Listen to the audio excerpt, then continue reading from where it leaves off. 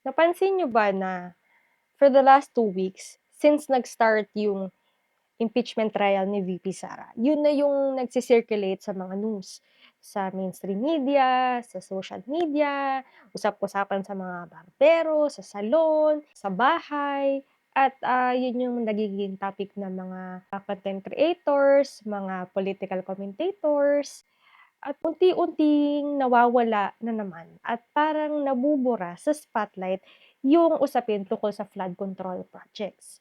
In fact, nung mag-start pa lang yung, impeachment trial, 'di ba yun din yung araw kung kailan sumuko si Senator, Rodante Marcoleta at dun din yung, dinakip o kinuha na rin ng mga pulis si Sir Mike Defensor, yung mga taong lumalaban sa flood control project scandal. At ngayon naman, circulating sa social media na si Attorney Baligod naman ay mukhang isasama na or isusunod na. Hindi ko naman po sinasabi na wag nating bantayan yung impeachment, hindi ko rin naman sinasabi na hindi yun importante.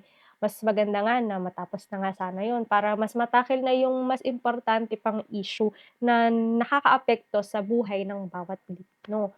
Pero kahit na dun tayo nakatutok at tila parang yung may nagmamaneho para lahat ng atensyon natin ay geared towards doon. Sana wag po natin kalimutan at patuloy tayong sumigaw sa ating mga social media. Sa mga pagko-comment po ninyo dun sa mga mainstream medias, kahit sa panonood natin during the impeachment trial na sana kahit dinidinig itong trial na ito na sinasabing aabutin ng humigit kumulang 90 days, eh, wag po nating kakalimutan na wala pa pong nananagot doon sa flood control scandal.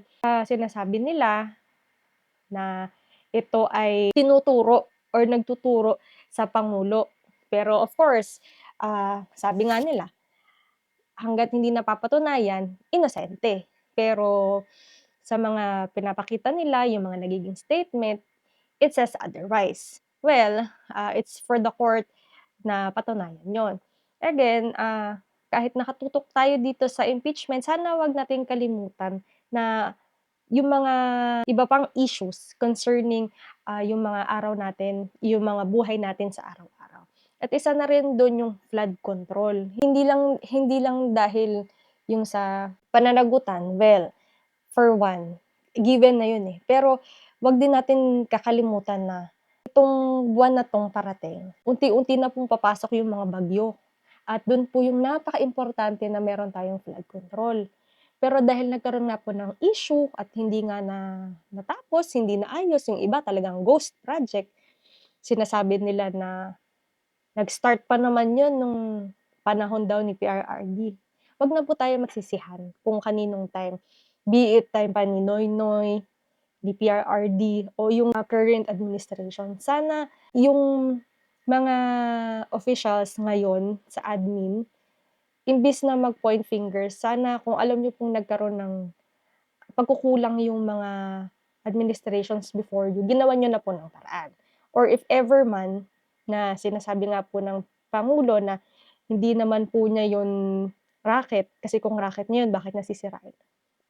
Well, sir, with the all due respect po, kung hindi niyo man nga raket yung, sinasabing mali-malitang pera, sana po bago kayo bumaba sa puwesto, eh, magawan niyo ng paraan na yung may makita man lang po kami na infrastructures, mga big projects na hindi lang po puro pangako na yung mga ibang bansa ay mag-i-invest po dito sa atin.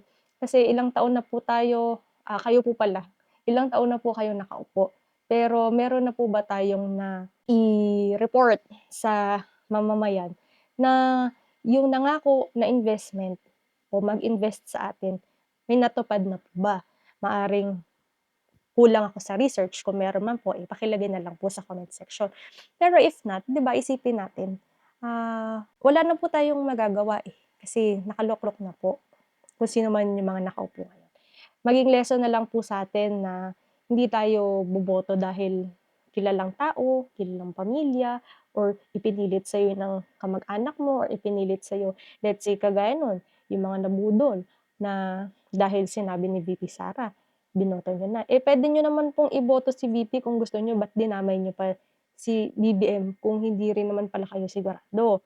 Anyway, andiyan na nga 'yan, mas maging matalino na lang din nga sana tayo, hindi lang sa national kundi pati sa kada LGU natin. Tingnan po ninyo yung mga kumakandidato na meron bang pinapanigan, pagka may bigayan, eh, parang naiitsapuwera kayo lalo na sa mga barangay na kung sino lang po yung, malakas kay kapitan or kay kapitana, yun lang yung mga nabibigyan. Eh, kung ang dapat naman, eh, lahat halos ng bahay at pamilya sa barangay na yun, eh, mabibigyan. Yung mga gano'ng klase po. Kasi siyempre kahit na sabihin natin na sige ma-impeach natin si VP, ma-impeach si VP, pero hindi pa rin naayos yung mga infrastructures, hindi pa po naayos yung mga flood control projects. Hindi pa rin po nabibigyan ng sapat na trabaho yung mga Pilipino. Eh, di tayong mga Pilipino pa rin po yung talo. So, let this be a lesson for each and every one of us. Lalo na po dun sa mga anak natin or dun sa mga kabataang nakikinig na, 'wag niyong hayaan na yung mga nanay niyo o yung mga matatanda sa inyo yung magde-decide kung sino yung iboboto niyo. 'Wag kayong magpapadikta kasi it's your right as Filipino citizen. So, 'pag nagkamali kayo, binoto niyo 'yan, at least sarili niyo yung sisihin ninyo, 'di ba? Pero kung kagaya nga niyan na nagpadikta kayo, eh, mali pala, parang sa school lang 'yan, eh, 'di ba? Alam mo may exam, dapat mag-aral ka, dapat mag-review ka. Pero kung may exam tapos nakikopya ka sa kaklase mo, eh, mali rin pala yung sagot ng kaklase mo. Tapos 'pag andiyan na yung test paper ninyo at parehas lumabas na mali kayo, magsisisihan pa kayo. Eh, sana kung nag-aral ka na lang, 'di ba? Kung gano'n din po 'yun, pag-aralan ninyo para makapili po tayo ng maayos. Ano bang punto ko dito sa video na 'to? Yun nga, na wag nating kalimutan yung issue ng flood control project kahit na sabihin nating abutin ng 90 days o ilang buwan pa at wag naman sana po nilang paabutin ng Pasko yung impeachment trial. Kasi, tag-ulan na nga po. So, kahit ano pa mang maging resulta nitong impeachment, kung hindi rin naman po aayusin ng admin at ng mga local government yung lugar, kanya-kanyang lugar lalo't tag-ulan na, 'di ba?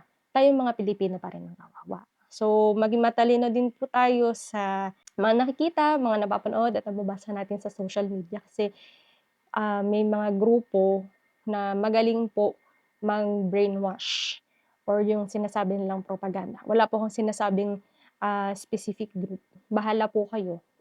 Kung kayo man ay kakamping, kung kayo man ay yellow, yellow pink, red, green, kung DDS man kayo, nasa sa inyo na po yun. Ang pino-point out ko lang po dito ay sana mas maging matalino tayo next time.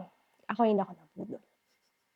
Yun lang yung masasabi ko. Pero siyempre kahit hindi naman nabudol, bilang nasa isang bansa tayo, eh, pare-parehas po tayong apektado.